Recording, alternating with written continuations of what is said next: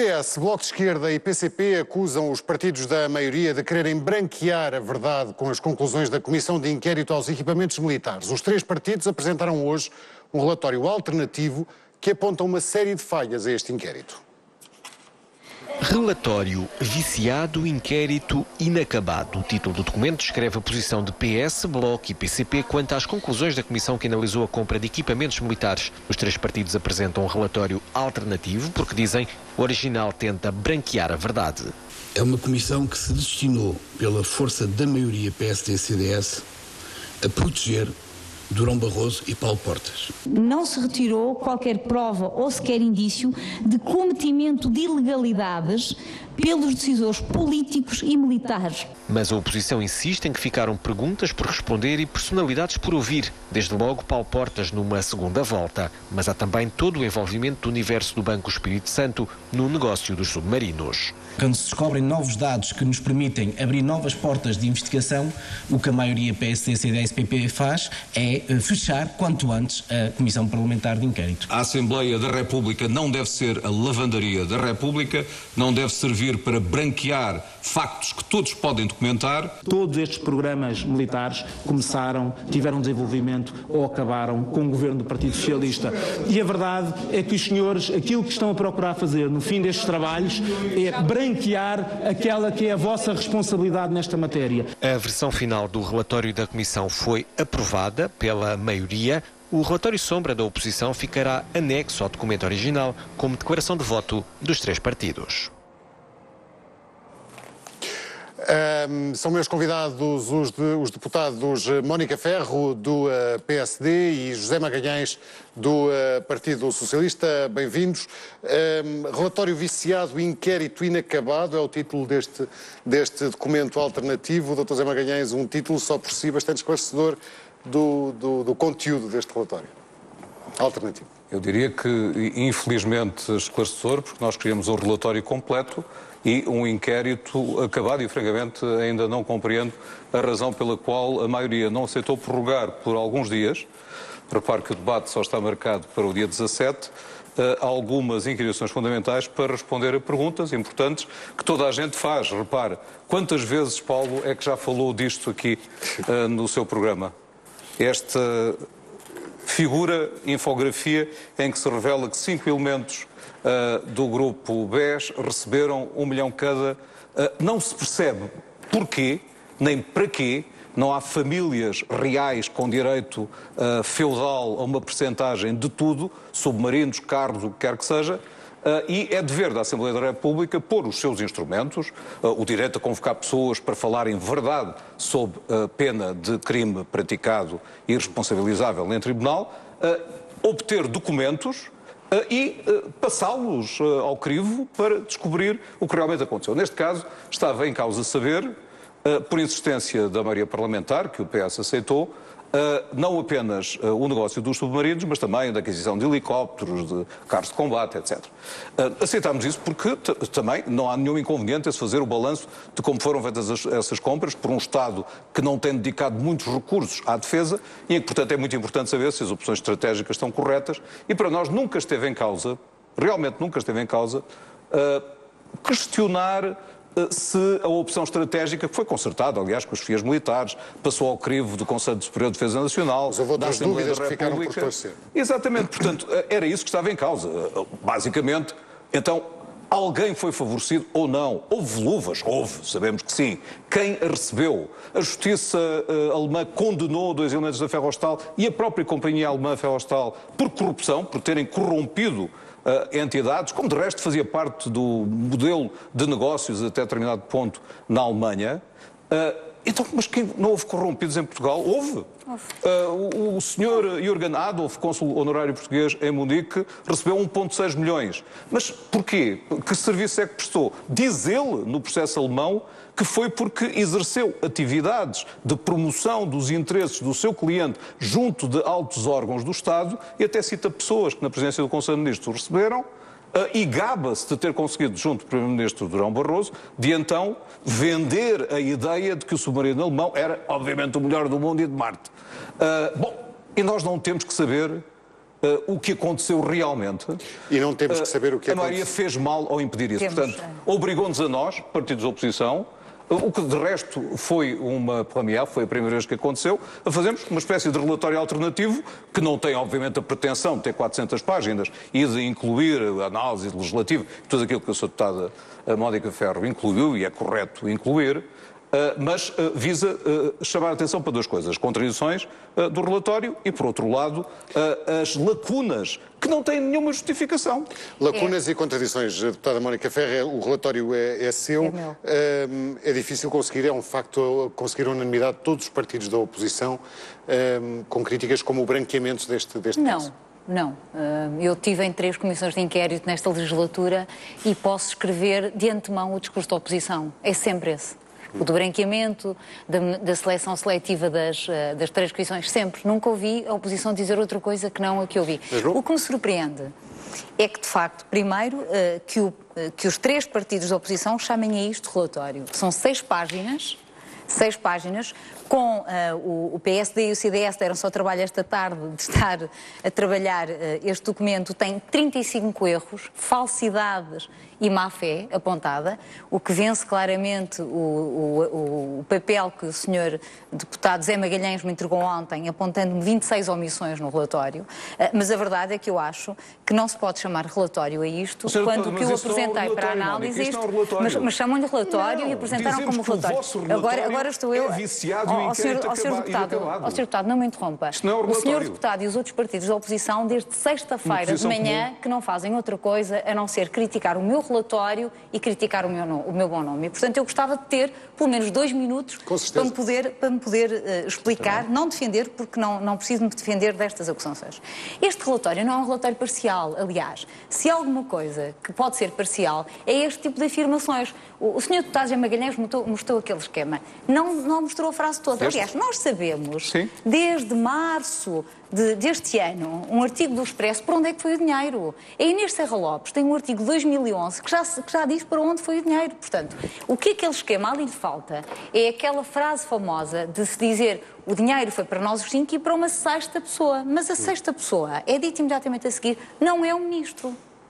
Portanto, estas frases truncadas... Mas não dava jeito de saber quem é essa 6ª pessoa? Claro que dava, mas repare, há processos em tribunal, vão decorrer processos em tribunal e é aí que nós vamos tentar apurar isto. Uma coisa que resultou das 165 horas que tivemos reunidos, das 62 reuniões, ouvimos 50 depoentes, 3 prescritos, 2 deles ex-primeiros-ministros, 3.200 páginas de audições que eu li, para além das horas de filmagens que vi, estão vertidas neste relatório onde se tenta fazer sempre contraditório. Ainda esta manhã, em reunião de Comissão Parlamentar de Inquérito, aceitei 18 das 26 alterações que o grupo parlamentar do Partido Socialista me propôs e, de facto, admiti que numa delas não tinha garantido o contraditório. Não me custou nada. Se mais alterações tivessem sido apresentadas, mais alterações eu teria incluído neste relatório. Os partidos optaram por não fazer. Estão no seu direito, optaram por fazer este pequeno pasquinho e dar uma conferência de imprensa antes da reunião da Comissão Parlamentar de Inquérito para tentarem antecipar a hora. Agora, o que aqui foi tentado fazer foi, as respostas foram tentadas, as respostas foram procuradas. Mas a verdade, Paulo, é que houve muitas perguntas que nunca foram feitas. Esta questão dos fluxos financeiros resultou muito claro da Comissão Parlamentar de Inquérito, ao que me parece, que houve fluxos financeiros dentro do grupo BES, dentro do grupo GES, que cabe explorar. Mas não são luvas. Há comissões comerciais que são pagas e que, se forem declaradas e pagarem os seus impostos, estão perfeitamente legais. Há honorários que foram pagos. E, portanto, não podemos dizer que todos os fluxos financeiros foram luvas e dizer que a Assembleia da República lava luvas.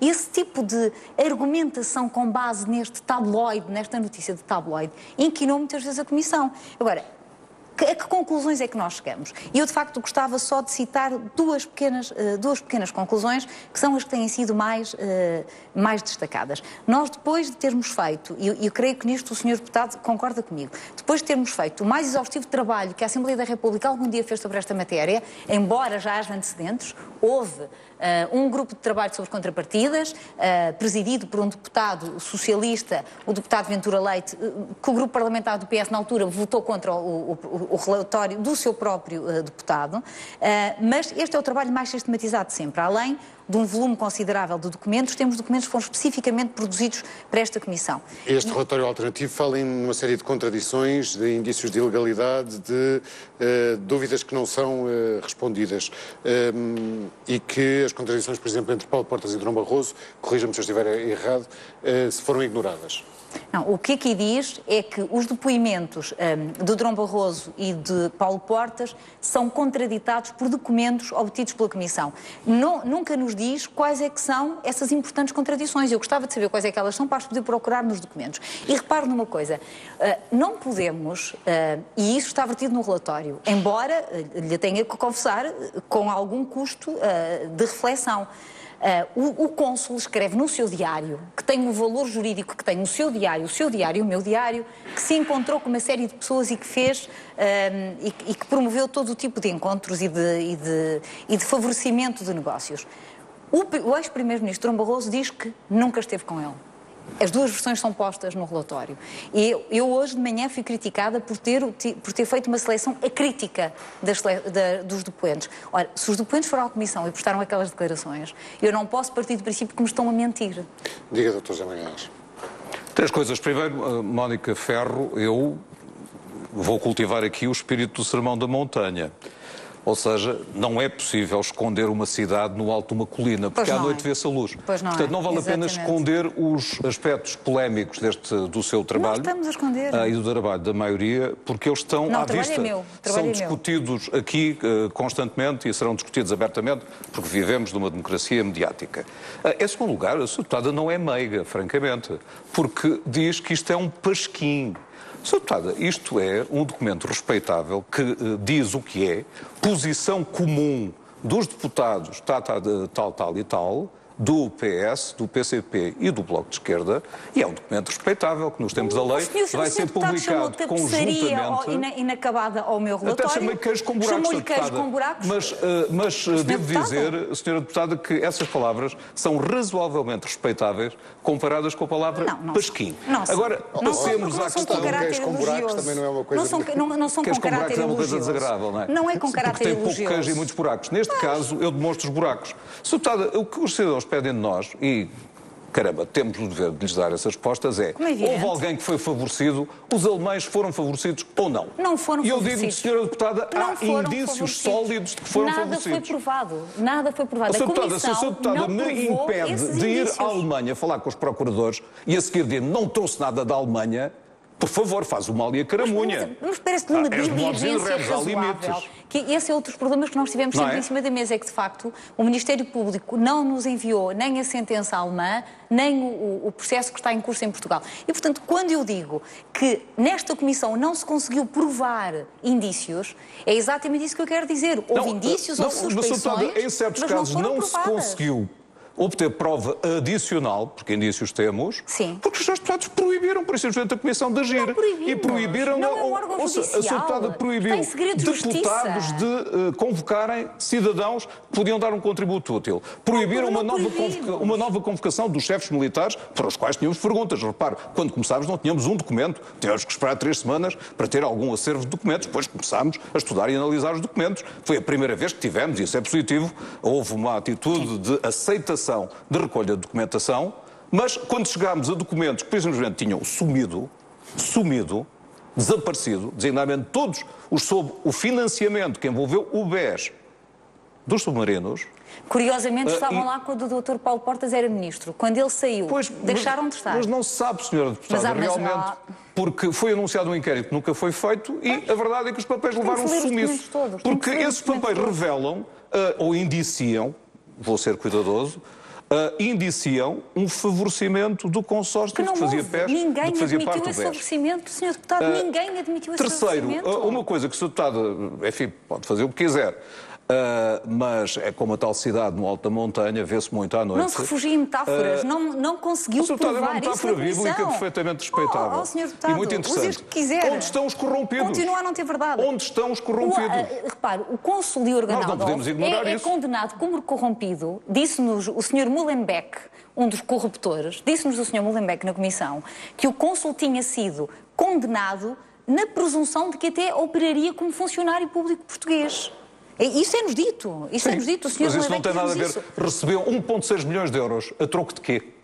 Não sei que tipo de negócio tinham. Isso pertence aos tribunais alemães. Mas é isso que temos que saber, porque isso tem implicações em Portugal. Em terceiro lugar, ou em quarto lugar e por último... Está um processo a decorrer na Justiça, não podemos. Como é que foi organizado todo este processo e que responsabilidades é que há? Nesse ponto, repare, nós não tínhamos nenhuma posição sectária, nem temos. Ou seja, aceitamos que, por exemplo, nas contrapartidas houve coisas que correram mal sob todos os governos, mas não é justo fazer um juízo em bloco, que ainda por cima afeta pessoas concretas que têm honorabilidade, aí está.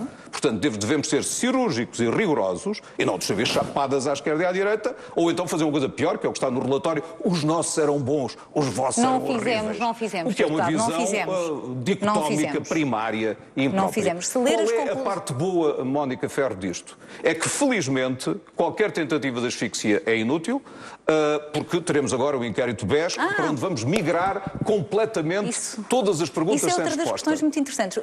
No dia 3, há uma notícia em que o Sr. Deputado José Magalhães diz exatamente isto. O que eu acho curioso é que a notícia, para sair no dia 3, foi dada antes do fecho da edição do dia anterior. E ele diz exatamente isto, que as perguntas que o relatório não vai responder vão emergir na Comissão BES. Eu confesso, quando li a notícia, achei extraordinário. O relatório não estava entregue, o relatório não tinha sido lido, nenhuma das conclusões tinham sido retiradas, mas o discurso da oposição estava pronto. Era este. Portanto, era um caso de má-fé da parte da oposição, Não é de má-fé, Paulo Magalhães. Por não haver meios às Eu conversas. garanto-lhe em absoluto que não fiz espionagem para saber o que a Sra. Deputada ia escrever. Mas também falou antes de conhecer o documento. Não, mas devo-lhe dizer que, pelos indícios também aí das discussões que nós tínhamos tido na Comissão, nos pareceu, a nós, deputados socialistas que tinham participado neste trabalho, que corríamos um elevado risco de o pacto, o entendimento, que aliás era generalizado, de este relatório ter um caráter original por ser feito pela relatora com um conselho redatorial que pudesse acompanhar e opinar sobre não só a coluna vertebral do relatório, mas sobre partes do relatório.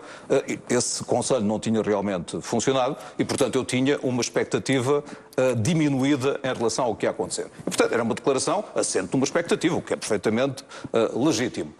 Depois de o ler, tratei de discutir com os colegas deputados do Partido Comunista e do Bloco de Esquerda, no sentido de saber se conseguiríamos chegar a uma posição comum, Sra. Deputada, que aqui no pasquim está indicada muito claramente aqui em baixo.